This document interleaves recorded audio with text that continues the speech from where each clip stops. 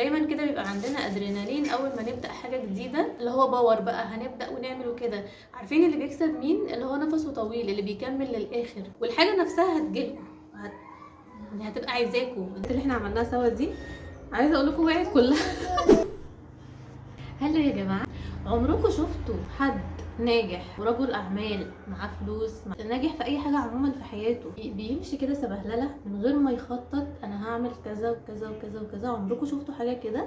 عمركم شفتوا مثلا بيزنس مان او بيزنس وومن، بما ان احنا ستات يعني، بتقوم من النوم كده او بيقوم من النوم ماسك كوبايه الشاي بلبن زي مثلا، وماشي كده صاحي براحته في اي وقت، مش عارف هيعمل ايه في يومه النهارده؟ ولا الناس دي بيبقى عندها خطط وبلان لليوم، هيعملوا ايه، هياكلوا ايه، هيشربوا ايه، هيقابلوا مين، هيعملوا ايه النهارده من الساعه كذا للساعه كذا؟ في الفيديو ده هنتكلم عن التفاصيل دي كلها وازاي تخططوا للسنه الجديده، ولكن مش هنحددها بالساعه والوقت. احنا هنبقى عايزين حاجه كده بسيطه على قدنا للناس الكسوله زيي، وفي نفس الوقت نبقى محددين اهدافنا، مش سايبينها كده من غير ما نكون عارفين احنا هنعمل. لو الفيديو ده عجبكم ما تنسوش تعملوا لايك للفيديو، ولو انت اول مره تشوفيني اشتركي في القناه وفعلي الجرس، ويلا بينا نبدا. ميك اب معاكم وانا هجيت ريدي يعني معاكم واحنا بنتكلم، ولكن هنعمل الموضوع في نقط عشان ما نقعدش نحكي كده وتبقوا مركزين معايا واحنا بنتكلم مع بعض. اول نقطه هنتكلم فيها يعني ايه الفيجن بورد، او يعني ايه ان احنا بنعمل بورد كده نعمله ونحط فيه حاجات او نحط فيه صور او ايا كان، وهيحقق لنا احلامنا. انا ممكن اعمله ما يحققش احلامي، فانا جايه عشان اقول لك التركيه اللي هتعمليها عشان تحققي احلامك بيها عن تجربه، او تحققي الحاجه اللي انت نفسك تعمليها يعني بمعنى اصح. اول حاجه يعني ايه الفيجن بورد؟ زي لوحه كده بتحطي فيها صور الحاجه اللي انت عايزه تحققيها ايا كان في السنه او في، مش شرط طبعا اول السنه، بس احنا بنخلي الحاجات دي اول السنه عشان يبقى في حماس كده، اللي هو انا السنه دي هعمل كذا وكذا وكذا، فبتبقي داخله كده السنه. انتوا فاهمين قصدي احنا عايزين نعمل ايه؟ فبتحطي فيها الصور، بتطبعي صور الحاجات اللي انت عايزه تحققيها، وعلشان الحاجات دي تتحقق لازم تكون واقعيه. يعني ما ينفعش مثلا انا واحده مش شغاله واقول انا والله السنه دي هجيب عربيه، انت معكيش فلوس هتجيبي عربيه منين؟ انتوا فاهمين قصدي؟ فده اللي بيخلي الناس مثلا تبقى نفسها تعمل حاجه معينه في وقت معين، والحاجه دي ما بتتحققش لان هي مش حاجه واقعيه اصلا. بس ممكن تقولي مثلا انا هدور على شغل السنه دي وناويه ان انا اشتغل علشان هجيب مثلا 1 2 3 حاجات تكون واقعيه شويه في مقابل المرتب اللي انت هتاخديه مثلا، بديكم مثل يعني، فاهمين قصدي؟ فده اللي هيخلي المعادله الصعبه بتاعت الحاجه اللي انت نفسك فيها تبدا تنجح يعني. ودايما خدوها واحده واحده، يعني اكتبوا حاجات بسيطه. وممكن على فكره نكتب، مش شرط ان احنا نصور، يعني لو انتم مش قادرين تطبعوا الصور والكلام ده، طبعا الصور والحاجات دي بتجيبوها من على جوجل، من على بنترست، بتجيبوها من على ايا كان. لكن لو مفيش امكانيه ان انت تطبعي وعايزه تعملي تكتبي، يعني اكتبي. الكتابه برضو بتكون مهمه جدا جدا، واكتبيها برضو في نقط وخطوات، انا هعمل كذا 1 2 3. انا مش هقدر ان انا اقولك تكتبي في ايه او نفسك يتحقق ايه، لان كل حد عارف هو عايز ايه، يعني انتي نفسك تعملي ايه. وزي ما قلت لكم حاجه واقعيه، ما ينفعش نكتب حاجه عاليه قوي عننا او بعيده قوي، او على الاقل مش هنعرف نعملها دلوقتي ونيجي اخر السنه ما تحصلش ونقول احنا كان نفسنا نعملها بس ما عرفناش ونحبط. انتوا فاهمين؟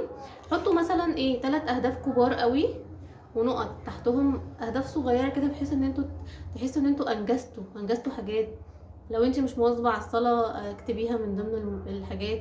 لو انت يعني عبادتك مع ربنا، نفسك، انت نفسك عايزه تطوري حاجه معينه في نفسك، عايزه تطلعي ناس من حياتك، عايزه تدخلي ناس، عايزه تجيبي تشتري حاجه معينه هتحوشي لها، فبالتالي هتعرفي تجيبيها. حطوها نقط كده صغيره، وخلوا الاهداف الكبيره قوي 2 3، ما تكتروهاش عشان ما تحبطوش يعني. طبخت وانا بحط مسكره هنا.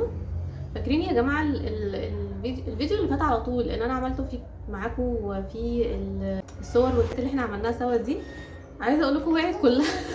صح يا ماما؟ يعني مش فرع واحد وقع مثلا او كده ان انا الزقها، احنا قمنا من النوم لقيناها كلها واقعه على الارض، كل الفروع واقعه. فضينا كده وبصراحه ما رضيتش الزقها تاني، قلت خلاص هي مش حابه مكانها يعني.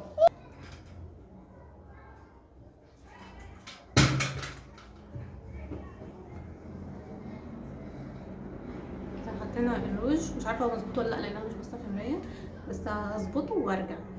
نحقق بقى الكلام ده. يعني احنا خلاص كتبنا او عملنا الصور، زي مثلا نفسك تشتغلي شغل معين، فانت هتطبعي صورة الشغل ده وتحطيها في البورد دي، او هتكتبي. بس بقى بعد ما كتبنا او عملنا الصور او عملنا الكلام ده نعمل ايه؟ نتغطى بقى وننام ونقول خلاص احنا كتبنا وعملنا الصور.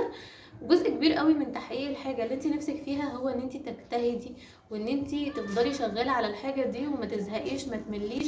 دايما كده بيبقى عندنا ادرينالين اول ما نبدا حاجه جديده، اللي هو باور بقى، هنبدا ونعمل وكده. عارفين اللي بيكسب مين؟ اللي هو نفسه طويل، اللي بيكمل للاخر، مش اللي هو في الاول بيبدا بباور عالي قوي وبعد كده خلاص انا مش قادره اكمل او كده. خلينا عارفين ان في الاول والاخر كل حاجه توفيق من عند ربنا. احنا هنسعى وهنجتهد وهنعمل كل اللي علينا سواء جت او ما جاتش، وان شاء الله اي حاجه هتبقوا عايزين تعملوها هتجيلكم، بس نبقى عندنا حاله الرضا. طبعا هي دي حاجه صعبه جدا، ولكن ان انتوا تبقوا حابين الحاجه اللي انتوا بتعملوها لمجرد ان احنا الحاجه دي بنحبها، وان شاء الله ربنا هيديها لنا واحنا راضيين سواء الحاجه دي جت او ما جاتش. طبعا تحديد الهدف بتاعك بيختلف من حد لتاني. حد بيبقى نفسه في حاجه معينه، حد بيبقى نفسه في حاجه تانية غيره خالص وشايف ان الحاجه بتاعته دي مش مهمه.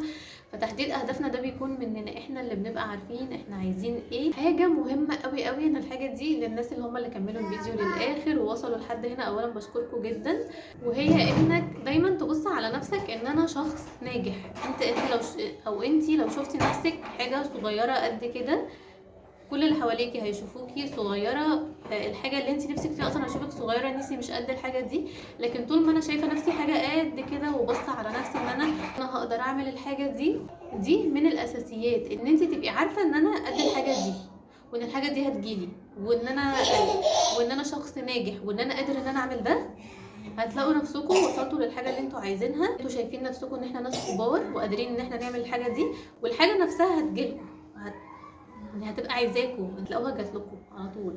بس كده يا بنات، ده كان فيديو النهارده. يا رب الفيديو يكون عجبكم. ما تنسيش لو انت اول مره تيجي اشتركي في القناه وفعلي الجرس، اعملي لايك للفيديو ده. ناوي اصور لكم فيديو تاني. الشمس خلاص راحت، الاضاءه بتكون احسن في التصوير، وميان عماله ترخم عليا وانا بصور، عايزه شويه اهتمام، اللي هو بطاريه تصوير وتعليقي، فعماله ترخم عليا. فاشوفكم في الفيديو الجاي على خير. باي باي.